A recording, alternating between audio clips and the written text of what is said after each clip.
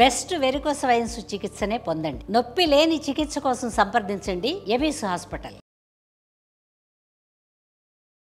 నమస్తే రమ్మగారు. నమస్తే జయ. రమ్మగారు, మనం ఖలీఫా స్టోరీస్ చెప్పుకునే వాళ్ళం. ఏదన్నా 1, 2, 3 భాగాలు ఉంటే సరదాగా ఉంటాయి. అవును. హారూన్ అల్ రషీద్ రాజ్యం చేస్తున్నప్పుడు ఓ ఒక రత్నాల వ్యాపారి ఒక ఆయన ఉండేవాడట. చాలా ధనవంతుడు. ధనంతో తులతూగుతూ ఉండేవాడు. ఆయన ఎక్కడెక్కడెక్కడ నుంచో రత్నాలు, వజ్రాలు, ముత్యాలు, ఇంకా ఏమిటో అవన్నీ ఇది చేసుకుని పైనుంచి తెప్పించుకుని ఇక్కడ పెద్ద వ్యాపారం చేసేవాడు. చాలా గొప్ప పేరుండేది ఆయనకి. అయితే కాలక్రమాన ఆయన మరణించాడు. ఆయనకు ఒక కుమారుడు ఉన్నాడు, మహమ్మద్ అలీ వాడి పేరు. ఈ మహమ్మద్ అలీ మంచి బుద్ధిమంతుడు. తండ్రి వదిలిపెట్టిన వ్యాపారాన్ని ఎంత బాగానో చేసుకునేవాడు. చాలా శ్రద్ధగా బంగారు వ్యాపారం, బంగారపు మరి అవే కదా రత్నాలు, అవేంటి బంగారంలోనేగా తాపడాలు. అయితే ఇది ఒక రోజున తన కొట్లో కూర్చుని వ్యాపారం చూసుకుంటూ ఉండగా ఒక మహాద్భుత సౌందర్యవతి అయిన ఒక ఆవిడ ఓ 3-4 చిలకెత్తలు వేసుకుని వచ్చింది. వచ్చి పట్టెడలు ఉన్నాయా ఏమైనా ఇట్లా పెట్టుకునేవి, మనం ఇప్పుడేదో అంటారు చోకర్స్. ఈ చోకరు ఇక్కడే ఉండకుండా అది ఇట్లా కిందకు వచ్చేది అనమాట. పెద్దది, భారీ చోకర్లు, అద్భుతమైన చోకర్లు చూపించమంటే వాడి దగ్గర 150 రకాలు ఉన్నాయట. అన్నీ చూపించాడు. అంటుంది ఆవిడ. ఏమి నచ్చట్లా. ఈ లోపల ఈయనకి అమ్మాయి ఆవిడ మీద చాలా మనసు అయిపోయింది. ఎంత బాగుందో, ఎంత హుందాగా ఉందో, అసలు ఆ వస్తువు నాణ్యం చూడడం ఎంత తెలివిగా ఉందో, ఇంకా ఏమిటో చాలా ఉన్నాయి అవన్నీ. అక్కడి నుంచి బాగా ఆలోచించి వీళ్ళ నాన్న ఏనాడో 1,00,000 పైన వరహాలు చెల్లించి కొన్నాడు ఒక పట్టెడ ఇలాంటిది. తన ఇంట్లోకి పెట్టుకున్నాడు. అది వ్యాపారానికి కాదు, కుటుంబపు సొమ్ము కింద అలా ఉంచుకుంటారుగా వ్యాపారస్తులు. పరిగెత్తుకుంటూ ఇంట్లోకి పరిగెత్తుకెళ్ళి లోపలికెళ్ళి ఆ తండ్రి 1,00,000 పైగా దినారాలు పెట్టి కొన్న పట్టెడని పట్టుకొచ్చి చూపించేసరికి ఆవిడ ఎగిరి గంతేసింది. ఇదే నాకు కావాలి, ఎప్పటి నుంచో నా కళ్ళలో కూడా ఇదే కనపడుతుంది, నాకు ఇదే కావాలని ఆ పట్టెడ తీసుకుంటానని రేటు అనేసరికల్లా ఇంకొంచెం తెగించి బాగా వద్దు అది రేటు ఏం కట్టకండి, మీకు నచ్చితే చాలు ఇచ్చేస్తానంటే ఆవిడ ఒప్పుకోలే. అసలు ఇది ఎప్పుడు కొన్నారు, ఎక్కడ కొన్నారు, ఇది ఎందుకు కొట్లో లేదు, ఇంట్లో ఎందుకుంది, అవన్నీ ప్రశ్నించి మీ నాన్న 1,00,000 పైన కొంటే దానికి 5% వడ్డీ వేసి ఇస్తాను నేను నీకు, కాకపోతే ఇప్పుడు నేను డబ్బులు తేలేదు కదా, నువ్వు మా ఇంటికి రా, నీకు డబ్బులు ఇస్తానంది. సరే వచ్చాడు ఆవిడతో పాటు. వస్తే ఆవిడ మంచి పెద్ద బ్రహ్మాండమైన మహలు ఆవిడది. బస్ లోపల నుంచి డబ్బులు తెప్పించబోయింది. ఇతను ఏమన్నాడు, కొంచెం బాగా తెగించి ఆ డబ్బు వద్దు, వస్తువు తీసుకో, నువ్వు నా దానివైతే చాలు అని అడిగాడు. అడిగేసరికి ఆవిడంది, నాకు మాత్రం నువ్వు నచ్చలేదనుకున్నావా, అసలు నీతో మాట్లాడడానికే మీ కొట్లోకి వచ్చాను, నేను ఎప్పటి నుంచో నిన్ను చూస్తున్నాను, కాకపోతే నాతో పెళ్ళంత సులువు కాదు, నేను ఖలీఫా దగ్గరుండే జాఫర్, ఖలీఫాకు మంత్రి మా ఒక వేత్రహస్తుడు ఉంటారు ఖలీఫా దగ్గర, మస్రూరు జాఫర్ అని మన అన్ని కథల్లో కనపడతారు వీళ్ళు. జాఫర్ చెల్లెల్ని నేను. అంత సులువు కాదనగా నేను కాళ్ళు చల్లబడిపోయినాయి. జాఫర్ చెల్లెల్ని పెళ్లి చేసుకోవడం అంటే మామూలా, ఆయనేమో ఖలీఫా పక్కనే ఉంటాడు, ఆ చెల్లెలంటే ఎంత టాప్ క్లాస్. అయితే వీళ్ళ చెల్లెళ్ళు అంటే ఏమిటంటే స్వయానా చెల్లెలు అవ్వక్కర్లా, తండ్రి గారి 4వ భార్య సంతానం కూడా కావచ్చు కదా. ఎక్కువ మంది రాణులు ఉండటం, భార్యలు ఉండటం వాళ్ళ సంప్రదాయం కదా. సరే ఈ అమ్మాయి ఏమంది, నేను పెద్దింటిదానైతే మాత్రం నాకు ఆ మాత్రం సాహసం లేదా, నువ్వు టెన్షన్ పడకు అని చెప్పి కాజీని పిలిచి అప్పటికప్పుడు పెళ్లి చేసేసుకుంది ఆయన్ని. అయ్యో, వాళ్ళ పెళ్ళి ఏముంది, అదేదో చదివితే అయిపోతుంది, సింపుల్ కదా. కాజీ వచ్చి అదేదో చదువుతారు, ఏమిటో మరి మంత్రాలు లాంటివే, వాళ్ళదేదో ఒక పాఠం ఉంటుంది, వివాహ పాఠం, అది చదివి కుబూల్ హై అంటారు అంతే. మన గంధర్వ వివాహం లాగానే, ఒక మాదిరి గాంధర్వం లాగా. గాంధర్వంలో మధ్యలో ఉండరు, ఇక్కడ మధ్యలో కాజీ ఖచ్చితంగా ఉండాలి. ఓకే, కాజీ లేని పెళ్లి చెల్లదమ్మా వాళ్ళకి. చాలా కరెక్ట్ పద్ధతి కదా అది. మరి థర్డ్ పర్సన్ ఉండాలి కదా ఖచ్చితంగా, డెఫినెట్ గా. కొంప ముంచేయకుండా కాజీ గారు ఉంటారు, దాని మీద ఏదో కాగితం రాసే సంతకాలు ఉంటాయి. కాజీ లేకుండా ఎలాంటి పెళ్లి జరగదు అసలు. అయితే ఆయన వచ్చి మొత్తం బడాయించి చదివించి పెళ్లి చేసాడు. పెళ్లి చేస్తే ఇంకా ఇతను ఇంటికి వెళ్ళాల, ఆ కొట్లోకి వెళ్ళాల, హాయిగా పెళ్ళాంతో పాటే ఉన్నాడు. ఆవిడ స్వర్గ సౌఖ్యాలు చూపించింది ఇతనికి. 1 నెల రోజులు, 15 రోజుల పాటు ఉండిపోయాడు. ఈ లోపల బయటికి ప్రచారమైంది, మంత్రి గారి చెల్లెలు పెళ్లి చేసేసుకుందో హోయ్ అని. అయితే ఏమైంది, ఒకనాడు ఈవిడ స్నానానికి వెళ్ళింది. వీళ్ళ స్నానాలు కొంచెం డిఫరెంట్ స్నానాలు కదా, కొంచెం వేడి నీళ్ళు, దాని ఏమంటారు ఆవిర్లు, మసాజులు, వ్యవహారాలు చాలా ఉన్నాయి. ఆవిడ స్నానశాలకు వెళ్ళాల. వాళ్ళ ఇంట్లోనే బ్రహ్మాండమైన స్నానశాల ఉంది. అదో 2-3 రోజువారీ చెయ్యరు కదా, నెలకో ఎప్పుడో చేస్తారు. ఈవిడ స్నానానికి వెళ్ళి స్నానంలో కూర్చుంది. ఇంతలో ఏమైంది, ఒక ముసలి దాసి ఈయనకి ఏం చెప్పింది, మహమ్మద్ అలీకి, మీరే కదా జాఫర్ గారి బావమరిది, జుబేదా రాణి అంటే ఖలీఫా గారి భార్య రాణి జుబేదా మిమ్మల్ని చూడాలని కబురు చేసింది, రండి అంతే అనేసరికి అర్థం కాదు. ఇప్పుడు వెళ్ళాలా వద్దా? భార్య ఏమో స్నానంలో ఉంది, ఆవిడ ఇప్పట్లో రాదు. చెప్పకుండా వెళ్తే ఏమంటుందో. ఇప్పటిదాకా ఒక్కనాడు కూడా ఆమెను విడిచి వెళ్ళాల ఈ నెల 15 రోజుల్లో. పెళ్ళైన నెల 15 రోజులైతే అతను గుమ్మం దిగి వెళ్ళాలా, ఇంటికి వెళ్ళాలా ఇంకా. అది ఆవిడ ఇప్పుడు స్నానానికి వెళ్ళింది. బాగా ఆలోచించి రాణిగారి దగ్గరికి వెళ్ళానంటే ఎందుకు కాదంటుంది, వాళ్ళ అన్నయ్య ఏమో ఓ పక్కన మంత్రి అయ్యను అని ఆలోచించుకుని ఆవిడ స్నానంలో ఉందిలేని ఈయన వెళ్ళిపోయాడు. ఆ వెళ్ళంగానే ఆ జుబేదా గారు ఈయన చూసి, బాగా రారా కూర్చొని, మా మంత్రి తన చెల్లెలు ఎవరినో పెళ్లి చేసుకుందంటే ఎవరినో అనుకున్నాను, అబ్బో ఎంతో బాగున్నావు, నువ్వు ఏం వ్యాపారం చేస్తావు, నీకు అదే ఇదే, మీ అమ్మాయి ఏమిటి, నాన్న ఏమిటి, సంగతి ఏమిటి, సందర్భం ఏంటి, 2 గంటలు కనుక్కుని ఏదో కాస్త ద్రాక్ష రసవం కూడా ఇచ్చి వెళ్ళరా చాలా మంచిదని పంపేసింది. కాకపోతే మహమ్మద్ అలీకి తెలియని సంగతి ఏంటంటే, జుబేదా గారికిను ఈ మన అందగత్తెకి అస్సలు పడదు జాఫర్ చెల్లెలకి. వాళ్ళు చాలా సందర్భాల్లో పోట్లాడుకున్నారు. ఈవిడికి ఈ అమ్మాయికి తన భార్యకి ఆడి మొహం గిట్టదు, మంత్రి గారి చెల్లెలకి రాణిగారి మొహమే గిట్టదు, రమ్మంటే నేరాని పొమ్మంటుంది. ఎప్పుడైతే ఈవిడ స్నానం చేసి బయటకు వచ్చిందో ఈయన చక్కగా అత్తరు అది పూయించుకుని అంతఃపురంలో వచ్చాడు. వచ్చేసరికి హాత్ తెరిక, నువ్వు జుబేదాని చూడడానికి వెళ్తావా, నేను ఇంపార్టెంటా నీకు, జుబేదా ఇంపార్టెంటా, ఇంత ద్రోహం చేస్తావా, నాకు ఆవిడికి పడదని తెలిసి దాన్ని చూడడానికి ఎలా వెళ్ళావు నువ్వు అని చెప్పి కేకలు పెట్టింది, కొట్టింది, పీకింది, లాగింది. ఇంకా మామూలుగా చేయలే. ఇదంతా చేసి అక్కడి నుంచి ఒకడు ఉంటాడు, వీడికి మంచి బ్రహ్మాండమైన కత్తి పుచ్చుకుని వాకిట్లో ఉండేవాడు, వాడిని పెద్ద కేకలు పెట్టింది. వీడి ప్రేమ ద్రోహిని నరికి చంపేమంది. వాడు కత్తి పుచ్చుకొచ్చేస్తాడు. అయ్యో రామ, కత్తి పుచ్చుకొచ్చేసాడు. వచ్చేసేసరికి ఆ ఇంట్లో ఉన్న దాసదాసి గణం అంతా కాళ్ళ వెళ్ళబడ్డారు ఈవిడ్ని. మా అమ్మ మా తల్లి వదిలేసి, అంత పెద్ద తప్పు కాదు, కొంచెమే తప్పు, చంపేయద్దు, కావాలంటే 2 దెబ్బలు కొట్టు కొట్టించు, కానీ చంపకూడదు. చంపేంత ద్రోహం చేయలే, తెలియక చేశాడు. నీకు రాణిగారికి పడదని నువ్వేనాడు సందర్భంలో చెప్పాల. ఇతను వ్యాపారం చేసుకునే కుర్రాడు, మీ రాణిగారి సంగతులు నీ సంగతులు అతనికి ఎట్లా తెలుస్తాయి? ఏదో బంగారం రత్నాలు వజ్రాలు అంటే తెలుస్తాయి. ఒట్టి పుణ్యానికి భర్తను చంపేస్తావా అమ్మా అని బతిమలాడి చచ్చారు వాళ్ళంతా, దాసీలు పనివాళ్ళు. వీడు చాలా మంచివాడు. దాంతో వాళ్ళందరూ కాళ్ళ వెళ్ళ పడితే ఆవిడ ఏం చేసింది, చింతబరికతోటి చిత కొట్టించి యథాశక్తి తను కూడా కొట్టి, ద్రోహి వీడు, నాకు ఎవరంటే ఇష్టం లేదో వాళ్ళ దగ్గరికి వెళ్ళి అత్తరు పోయించుకుని ద్రాక్షారసం తాగొచ్చాడు. ఇంతే, ప్రేమ ద్రోహి వాడు. కొట్టి వీధిలో బారేయించి, నీకు నాకు చెల్లి అయిపోయింది ఒక నెలలోనే. నెల 15 రోజులకి చెల్లని రోడ్డు మీద బారేసింది. ఆ రోడ్డు మీద పారేయబడిన మహమ్మద్ అలీ ఎట్టా గొట్ట ఈడ్చుకుంటూ ఎవడో తెలిసిన గుర్రబండి వాడు చూసి వీడిని గుర్రబండి ఎక్కించుకుని ఇంట్లో బారేసాడు తీసుకొచ్చి. దానికి వైద్యాలు చేయించి మొత్తాన్ని పుళ్ళన్నీ మానేక వాడికి ఒక రకమైన అసహ్యం పుట్టింది. ఇంత అవమానమా నాకు? ఈ అవమానానికి ప్రతిక్రియ ఏం చెయ్యాలి? ఊరిని ఏదో చెయ్యాలి, ఏం చేయాలో తెలియదు. దాన్ని ఏం చేయలేడు, ఆ భార్యామణిని అతనేం చేయలేడు. అందుకని ఏం చేశాడు, కోట్ల కొద్దీ ఉన్న ఆస్తిని తెగనమ్మేశాడు. ఇవి విచిత్రమైనవన్నమాట ఇవన్నీ. అదే కదా, కేవలం మనకి ఏమంటారు, ఈ అరేబియన్ నైట్స్లోనే ఇలాంటి పరమ విచిత్రాలు కనపడతాయి. మామూలుగా పగ తీర్చుకోవడం అంటే మనం ఏమనుకుంటాం, ఇంకో 2-3 పెళ్లి చేసేసుకోవటం కనీసం లేకపోతే వాళ్ళ ఇంటి మీద రాళ్ళు రప్పలు వేసి దాన్ని ఏదో గొడవకి చేయటం. వీడు డిఫరెంట్ ప్రతీకారం తీర్చుకున్నాడు. బాగుంది రావు గారు. ఏం చేశాడు, ఆస్తంతా అమ్మే అవతల పారేశాడు. మొత్తం పూచికపులతో సహా అమ్మేసి కొన్ని కోట్ల రూపాయలు చేర్చాడు. 100 మంది బానిసల్ని కొన్నాడు. ఈ బానిసల్లో ఖలీఫా లాగా దగ్గర ఉండేటువంటి జాఫర్ లాగా ఉండేవాడిని ఒకడిని, వేత్రహస్తుడు అంటే కర్రపుచ్చుకుని ఖలీఫా వచ్చారు హోయ్ అని చెప్పే మస్రూరు, పరమ ప్రాణం ఆయనకి ఖలీఫాకి. ఆ మస్రూర్ లాగా ఉండేవాడిని ఒకడిని, 2 ప్రత్యేక బానిసల్ని పెట్టుకున్నాడు.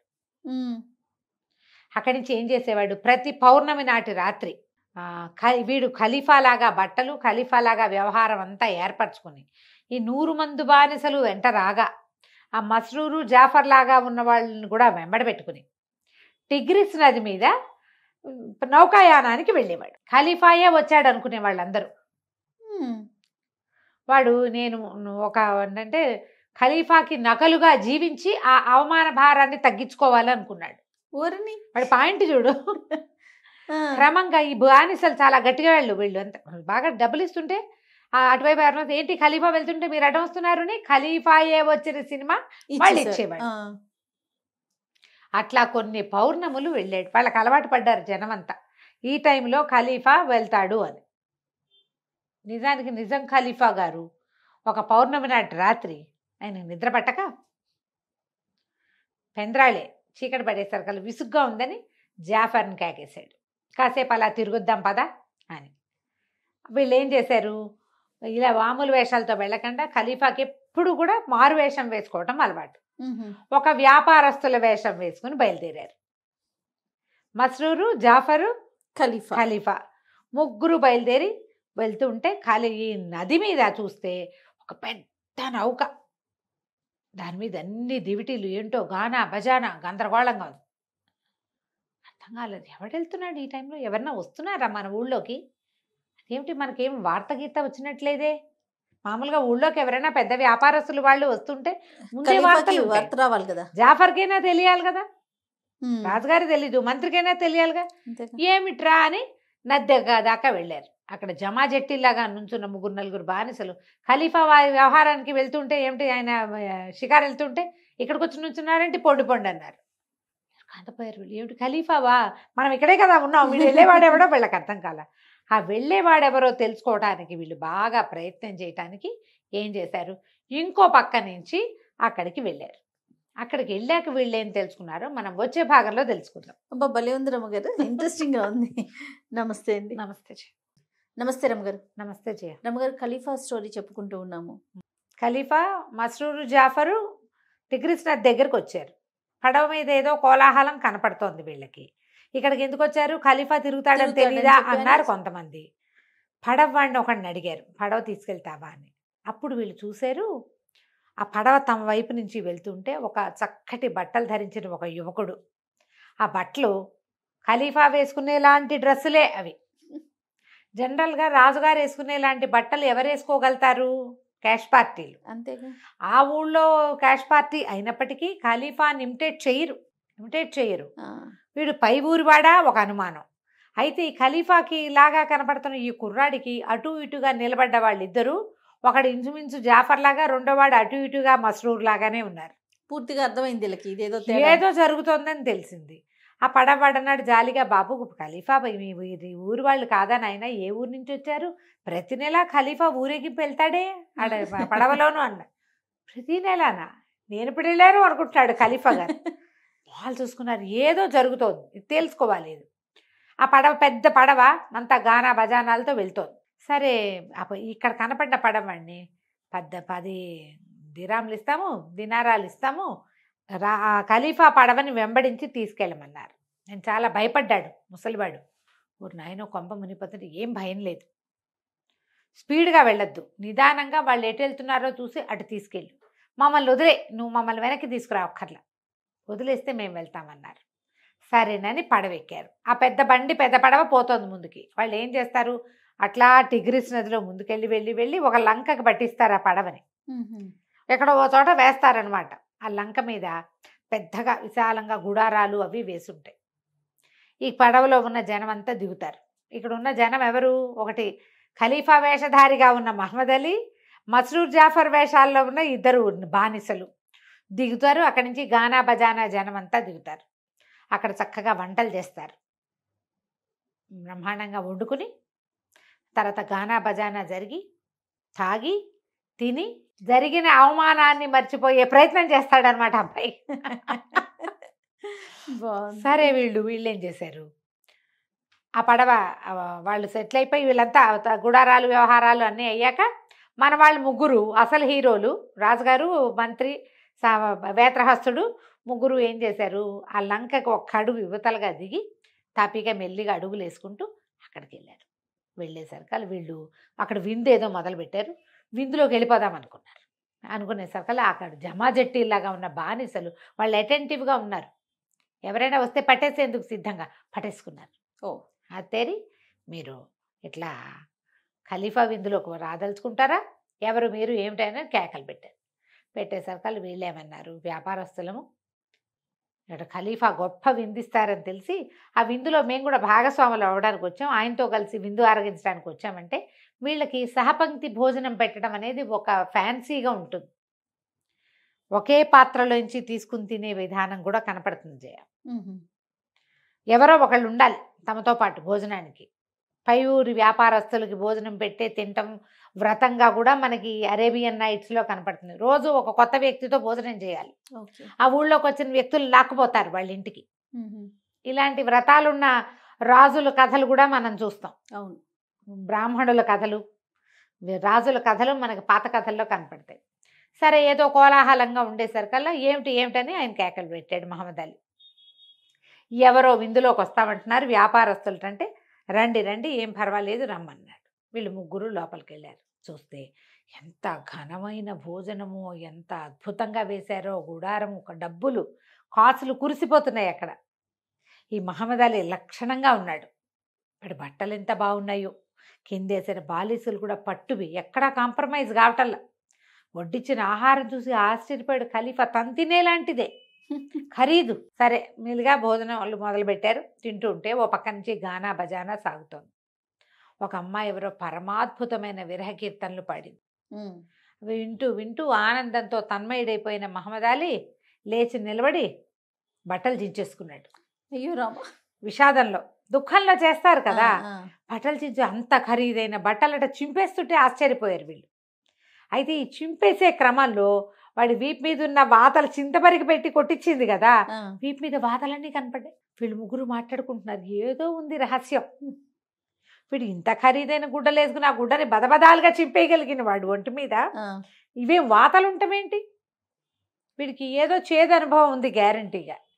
ఏం జరిగి వీడు ఇలాంటి వ్యవహారంలోకి దిగాడు అనేది మనం మాట్లాడుకోవాలని వీళ్ళు మాట్లాడుకుంటుంటే ఖలీఫా మహమ్మద్ అలీ అన్నాడు, మీరు ఇట్లా స్నేహితులారా భోజనానికి వచ్చి మీరు మాట్లాడుకోకూడదు, ఏదైనా నాతో మాట్లాడాలి అనగానే ఖలీఫా గారు కొంచెం జోరుగానే అడిగాడు, కాదు స్నేహితుడా, నువ్వు ఇంత అత్యద్భుతమైన విందిచ్చావు, ఇంత బ్రహ్మాండమైన గానా బజానా సాగుతోంది, నువ్వు పోసిన సారాయి కూడా ఖలీఫా లెవెల్కి తగ్గకుండా ఉంది, నీ వస్త్రాలు అంతకంటే అమోఘంగా ఉన్నాయి, నువ్వు చింపేసుకోవడం మరీ విచిత్రంగా ఉంది, చింపేసుకుని నీ బట్టల వెనకాల ఉన్నటువంటి వాతలను చూస్తే ఆశ్చర్యంగా ఉంది, ఏదో చేదనుభవం నీకు లభించే ఉంటుందని మేము నమ్ముతున్నాం, అదే మేము మాట్లాడుకుంటున్నాం అనగానే విషాదంగా నవ్వాడు మహమ్మద్ అలీ. నా సంగతి చెప్పుకోవాలి, ఎవరికైనా చెప్పుకోవాల్సిన కథే నాది అని గానా బజానా ఆపిచ్చేశాడు.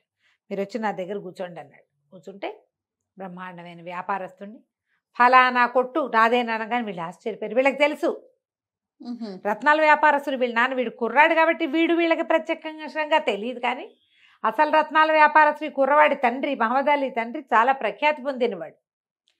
ఖలీఫా పెళ్ళిళ్ళప్పుడు బంగారం తెచ్చిపెట్టిన వాడు అతనే. ఆయనకు ఆశ్చర్యం వేసి, వీడు మన స్నేహితుడు కొడుక, వీడి పరిస్థితి ఏమిటి ఇట్లా?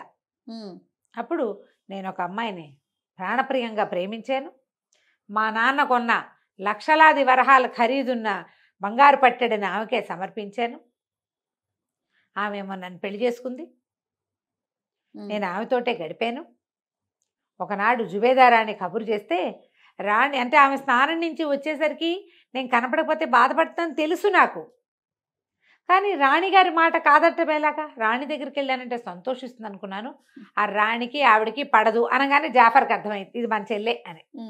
ఏదో విన్నారు చెల్లెలు పెళ్లి చేసుకుందని వదిలేసిందని, ఏం జరిగిందో వాళ్ళకి తెలియదు, ఇప్పుడు అర్థమైంది. ఆమె నన్ను చిత కొట్టించింది, నా ఒంటి మీద ఉన్న దెబ్బలన్నీ అవే, మరి ఇంకేం చేయను, అవమానం నుంచి తేరుకోవటానికి, నేను బాగా రంజించటానికి నా మనసు, నేను ఈ మార్గాన్ని ఎన్నుకున్నా. ఇప్పటికి సంవత్సరంగా ఖలీఫా లాగా నేను ఇదే చేస్తున్నాను. వీళ్ళు ఆశ్చర్యపోయారు, ఏడాది నుంచి సరుతుంటే మనకు తెలియట్లేదురా నాయన. సరే ఆయన్ని బాగా చేశారు, బాగా సాంత్వన పరిచి మళ్ళీ కలుసుకుందామని మెల్లిగా యువతలకు వచ్చేసారు. వచ్చి వీళ్ళ పడవ తెల్లవారేసరికి దారి పడుతుంది కదా, వీళ్ళ పడవలోనే ఎక్కి వెనక్కి వచ్చారు. మర్నాడు ఏం చేశాడు ఖలీఫా, సభ తీర్పిచ్చి మహమ్మద్ అలీని పిలిపించాడు. అతనితో పాటు జాఫర్ చెల్లెల్ని కూడా రమ్మన్నారు. ఓహో. చూపించారు. ఈ మనిషిని ఎరుగుదువా అని అడిగారు. వీడెవడో నాకు తెలియదు అంది ఆవిడ, కొట్టించి కూడా. అప్పుడు ఆయన, నువ్వు నిన్న రాత్రి మాకేం చెప్పావు అది సభకి చెప్పాలి. నువ్వు ఓ పిల్లని ప్రేమించి దాన్ని వివాహం చేసుకుని దానికి ఇంత బంగారం ధారపోసి తెలియక చేసిన ఒక పొరపాటుకి ఇలాంటి శిక్ష అనుభవించండి. వీడు అనుభవిస్తున్నాడు, ఇంకా స్టిల్ అవమానంలోనే ఉన్నాడు. పోనీ కొడితే కొట్టింది, మళ్ళీ కావలించుకుంటే వీడికి వచ్చిన అభ్యంతరం ఏం లేదు. అన్నీ కొట్టి తర్వాత ఐఎమ్ సారీ అంటే కోపంలో కొట్టానంటే సరిపోతుంది. ఇప్పుడు అవే కదా మన సంగతులు, చిత కొట్టేయటం, సారీ అంటాం. అప్పుడు ఇవన్నీ విని అతను ఎంత బాధపడుతున్నాడో, ఏం చేస్తున్నాడో, సంవత్సరంగా తన సంపదంతా ఎట్లా టిగ్రిస్ నది మీద పడవ ప్రయాణంలో వెళ్తూ ఆ దుఃఖాన్ని ఎలా వెళ్ళబోసుకుంటున్నాడో అదంతా తెలుసుకుంది అమ్మాయి. తెలుసుకున్నాక జాఫర్ చెల్లెల్ని అడిగాడు ఖలీఫా, అమ్మాయి ఒక మంచి పెళ్లి కొడుకు, వీడు చాలా మంచివాడు, వీడిని పెళ్లి చేసుకుంటావా అంటే, మీరు చెప్తే ఎందుకు చేసుకోనండి అంది.